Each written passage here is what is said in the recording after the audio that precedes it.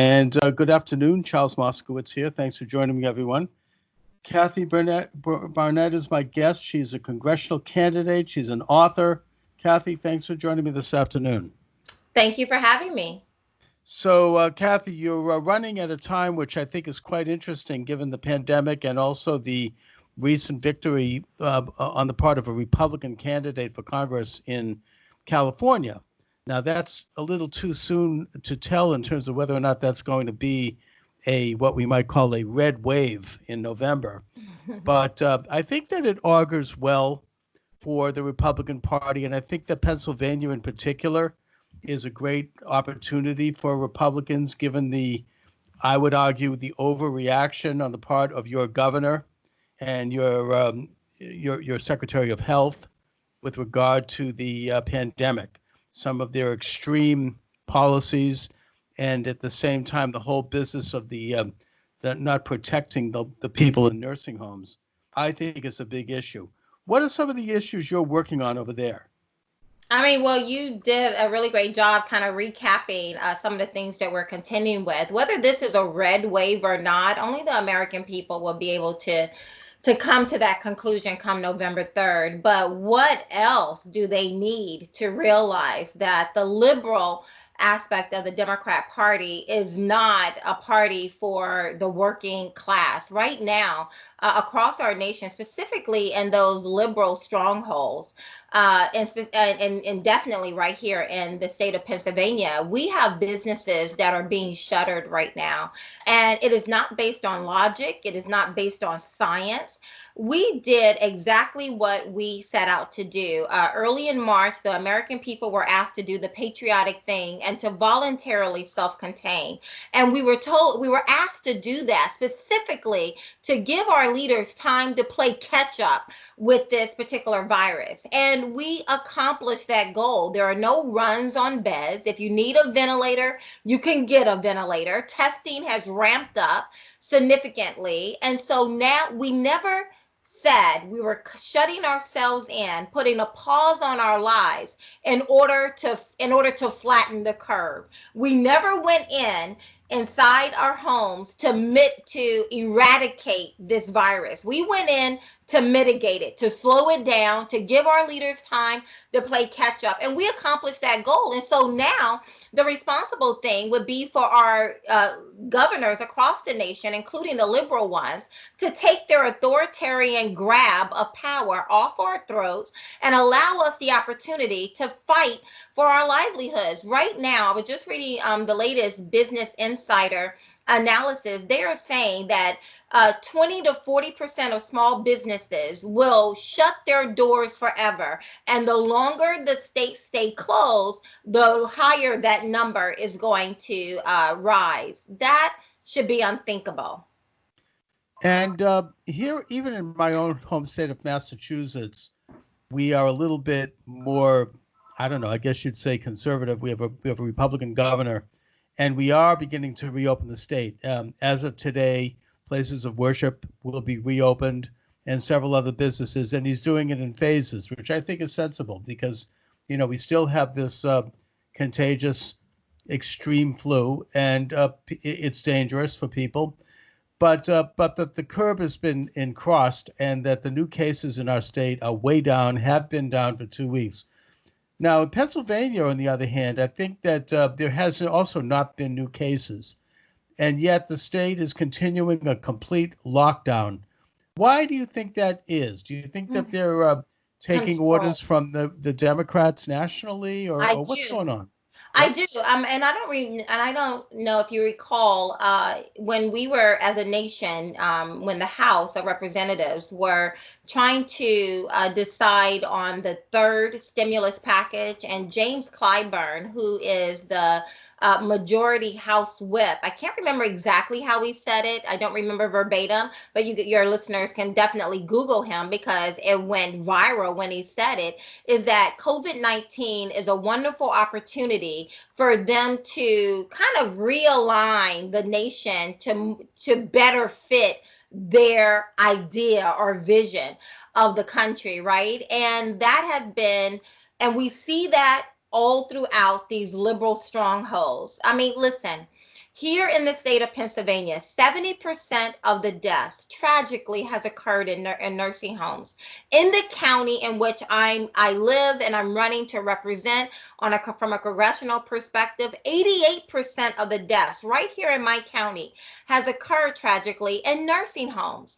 That is tragic. Now, adding insult to that injury, maybe even wrongful negligence here, is that our Secretary of Health, Dr. Levine, mandated that these nursing home facilities, these long-term care facilities, take in COVID-19 positive patients. That's like putting the fox in the hen house. We recognize that some of the most vulnerable people as it relates to this virus are those with compromised immune system, those who are more mature in age, those who have comorbidities. And we recognize from the very beginning when we looked at Seattle, Washington, when this virus first took off and we saw it just run like wildfire through the nursing home there, we knew that we needed to protect these most vulnerable people. But what does our Secretary of Health do? Mandates for these facilities to take in COVID-19 positive people. These particular people in these nursing home facilities, long-term care facilities, are not only trapped in these places, but I believe they have been targeted. Why on God's green earth would anyone think that it's a brilliant idea to place the virus into this confined space with some of the most vulnerable people? And now you and I, as citizens, we have to say to ourselves, wait a minute, we've been told that we need to shut in now because we need to do the patriotic thing and protect the most vulnerable. So while our livelihoods are being decimated right now, we have leaders who are intentionally targeting some of the most vulnerable people. You know, it's an incredible. It is time to be silent no more on this. Oh, it's an incredible charge, and you're framing it exactly right. The New York as well, the New York and Pennsylvania, both liberal Democratic governors have this really bizarre policy that has to be explained. Of It literally, has to be explained. Yeah, taking people who are testing positive with COVID out of hospitals and putting them into nursing homes. Now, in Massachusetts, we haven't been doing that. If someone is testing positive for COVID in the hospital and they don't have a place to go and they're released, we have special hotels that the state rents out in Greater Boston, where there's professionals who can care for them and where they stay, not nursing homes. I mean, to me, this is an atrocity. This is almost like it's criminal. And the fact that these two governors, Cuomo and Wolf, now they're reversing the policy. At least Cuomo is. I don't know about Wolf, but if they had been conservative Republicans, they would probably be, facing, murder charge right now. I mean, it's really a terrible situation, and I'm glad that you're bringing it up and emphasizing it. I think it is one of the issues that I hope we drive home as the election in November approaches, because we simply want a logical, coherent explanation, at least, for this policy, if not resignations. And by the way, your health commissioner, Levine, didn't you just point out that she literally took her own 95-year-old mother out of the nursing home, in advance? So obviously she knew how bad this policy was, the policy that she was responsible for implementing. I mean, think about that for a moment. Let that resonate. I've been telling people, listen, yes, I am the endorsed Republican candidate for the 4th Congressional District of Pennsylvania. But this issue that we're contending with right now, it's not a Republican issue. And it's not a Democrat issue. It's not an independent issue. It is our issue. It is an American issue. Our rights have not been suspended because of COVID-19. It makes no sense whatsoever that we have people, so-called experts, who have, by the way, been wrong on every single issue from the very beginning of this war that we're now waging against COVID-19. Now they're coming. They have been found lacking. They have been found to be incompetent and downright negligent, I believe. I believe it is something very sinister that is going on, that while Secretary Dr. Levin our Secretary of Health in Pennsylvania is mandating these nursing facilities to take in COVID-19 positive patients, its mother is being relocated out of such a facility and placed in a secure hotel. Why is that? Why is that? Exactly. And not only as they're bringing in these COVID-19 positive patients, I know from firsthand experience with my own two eyes, I've witnessed that these nursing home facilities were not given proper PPE equipment. They're not walking around wearing N95 masks. They're walking around wearing the cloth mask that you and I are probably walking out to the grocery store in. This has been this is huge. This needs to be brought out and talked about. This, we should not be able to stand for this. And then you couple that with the fact that we are losing our livelihoods. I grew up as a little Black girl on a pig farm in southern Alabama. I grew up below the bottom rung of the economic ladder. Everything I've been able to build, I worked for it. I didn't inherit it. I wasn't given a welfare check for it. I had to discipline myself. I had to work for it. I had to sacrifice. And now, with the wiggle of their pen, these particular progressive leaders are deciding winners and losers. And it just so happened that the middle class is coming up short on that stick. Globalist large companies like the Walmarts, the Home Depot, the Lowe's, they are going to be the winners in this whole thing. But the rest of us, the middle class, they are siphoning off our savings by keeping the economy closed, and we can't get to work, and they're forcing us to lose our livelihoods. And why this virus is not the death sentence that we were told it is. People are contracting it, people are overcoming it. It is time to reopen. It is time to actually pay attention to the numbers, to the figures, and reopen our nation. I mean, about 98% of those who contract it either have no symptoms at all or they are sick for about 2 weeks, which is a very conventional thing with the flu. And that the people who are hospitalized and dying, the vast majority, the highest percentage of morbidity is people who are 70 and up, or people who have pre-existing conditions that usually emanate from obesity, such as diabetes and high blood pressure. It's those people that we ought to protect. Now, the Kathy, you are the author of, you're an adjunct professor, you're a self-made person, you're the author of Nothing to Lose, Everything to Gain, Being Black and Conservative in America.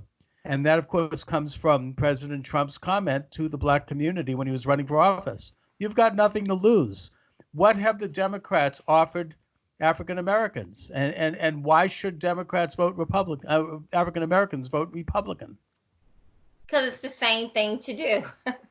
I ask Black people all the time. I mean, we have been voting Democrat in large block for the past 56 years. We are, the Black community, the Democrats' most loyal constituents. There is no one more loyal to the Democrat Party than the Black community. And then my question to the Black community is, what exactly have we gained for our loyalty? We know what they gain. The Democrat Party cannot win the White House without at least securing 85 to 90% of the Black vote. So we know what they gain. But what exactly have we gained in return for our loyalty? Because our streets are some of the most dangerous streets in the nation. Our low home ownership, low good jobs in those particular areas. We have some of the poorest streets, some of the most poorest education systems in our communities, rat and rodent infested streets that our children are growing up in and being told that this is normal. What exactly have we received from the Democrat Party? And like I also say to the Black community, you don't like Donald Trump, President Trump, okay, fine, I don't care. The only thing, I've never tried to convince people to love this president. The only thing I've ever tried to convince all people, Black and white, but specifically the Black community, is to recognize when someone is working in your favor, and then have the good sense to get out of the way so they can continue to work in your favor. It is completely illogical. It's like putting COVID-19 positive patients into a nursing home facility. It is completely illogical to have someone working in your benefit, as this president's policies has done, and then to be an obstacle to that person. It makes absolutely no sense. Every single issue the Black community has come to both sides of the political aisle and presented their issues to, this president, President Trump, has addressed it. Whether we're talking about opportunity zones, bringing in hundreds of millions of dollars into some of the most distressed communities, this president did it. Bringing in jobs to these distressed areas will improve your property value, will improve the types of businesses that come into your neighborhoods, will improve your school system. So this president did it. Whether we're talking about the prison reform, this president did that. That's right. It wasn't Obama, it was President Trump. That's right. That step one prison reform resulted in the release of, I think it's 10,000 prisoners nationally, probably about 80% of whom are Black, yes, and who were in prison for minor crimes, who should never have been there in the first place. And that's really just the first step in this agenda. That's something that President Trump talked about as a candidate, and it's something that he worked hard to do as president. And you make the case very well, Kathy, about with regard to what the Democrats offer African Americans. I think they offer them two things: abortion and welfare, and both of which are negatives. Their policies going back to the 60s have been destructive to the Black community. They've hurt the Black family. They've hurt Black religion. They've hurt Black education. They've hurt Black enterprise. We can go through each issue by issue, in the amount of destruction their ideas have done to the Black community in terms of preventing it from, obtaining the level of success and middle class and wealthy position that they would have otherwise obtained, and that they have obtained in spite of the left and in spite of the Democrat policies. So when they usually bring up the usual canards that somehow Republicans have something against Black people, that they're racist, I think that we can respond and counterattack by pointing out what policies really are racist in the de facto sense, what policies really have hurt Black people in this country, and it's theirs. Yeah, in my book, I have a chapter talking about the harbinger, the warning sign. What can we take away as a nation, as a whole community, an American nation? What can we take away from looking at the failed liberal policies that have literally exploited, decimated, ravished the Black community? What can we as a nation take away from that? And I see the most alarming thing that I see is that liberals have perfected the art of destabilizing the Black community, but not being satisfied with that community. Now those same failed liberal policies are being repackaged and now introduced to the broader American community with promising the exact same results: failure, exploitation, manipulation, and destruction. What do you think Nancy Pelosi's latest $3 trillion stimulus package is not, if not one big welfare program? And the same exact thing that those welfare programs have done to the Black community, it is going to do to the broader American community. It's going to do absolutely nothing but make us dependent. That is another reason I believe the plan of the Democrat Party is very simple in these liberal states that they are continuing to keep closed. It is to force us to drain out our savings, to drain out what we've put aside for our kids' college tuition, in order to make us a little bit more agreeable to their government bailouts, to their welfare checks that they're now getting ready to offer us. Of course, they're not going to call it a welfare check. The liberals are calling it a direct payment, right, of $1,200 to every single American. That's just the base. And then they will add to that on a per dependent basis. And we are going to be a little bit more agreeable to these welfare checks. But I promise you, those same failed liberal policies will do exactly what they've done to what they've done to the Black community, they're going to do it to the broader American community. They're going to make us dependent, and then they're going to exploit us and ravish us. It's not good, You know, but that's it's exactly what's happening right now. it's not only that, but I think that Pelosi's bill would also give what you call accurately welfare to illegal aliens, and by doing so, it's going to turn the country into a magnet for illegal immigration. Why not? You come But here, it's you also get, going to do it to you and I. It's going to make you and I mean, if I have to spend, because I can't work, because they're forcing us to lose our livelihoods, and now I have to go and take the money I set aside for my child's education and spend it just to pay bills and to purchase food, I'm going to be a little bit more agreeable when socialists come and say, let us give you universal education, right? Or what about healthcare? I'm gonna be a little bit more open to the yeah, discussion of universal healthcare, right? So it's not yes, it is illegals, right? But it's also the American people. It's you and yeah. I. It's the middle People are class. bought off. No, exactly. Uh, Kathy, you're a powerful candidate for Congress. You obviously have a lot going for you. Um, can you talk a little bit about your race? What is it like on the ground? Who is your opponent, and what is that opponent like? And what is your ground game? Do you have do you have grassroots? Do you have a team? Do you have what are you up Yes. to? Listen, let me tell you, yes, we've been shut in. The political landscape is very different. I think because this is my first time ever running for political office. My team is very new, very energetic, very energized. But because we're so new, we have not learned the bad habits of running a campaign. So for us, it was very easy for us to Mm. pivot from hosting face-to-face meetups, meet and greets, to being able to pivot and go virtual. And we've been tearing it up. I'm so excited about what it is that we've been able to do, the name recognitions, all of that. But this Thursday, my campaign, we're hosting our first protest. We're going to the seat of our county.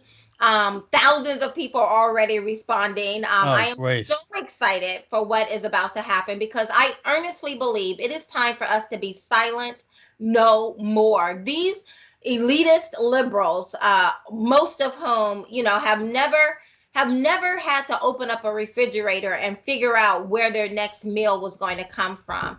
These liberal elites who have grabbed power across our nation, they are betting on the fact that because we're law-abiding citizens, that we're just going to shut our mouths and do exactly what we're told. And I am saying no.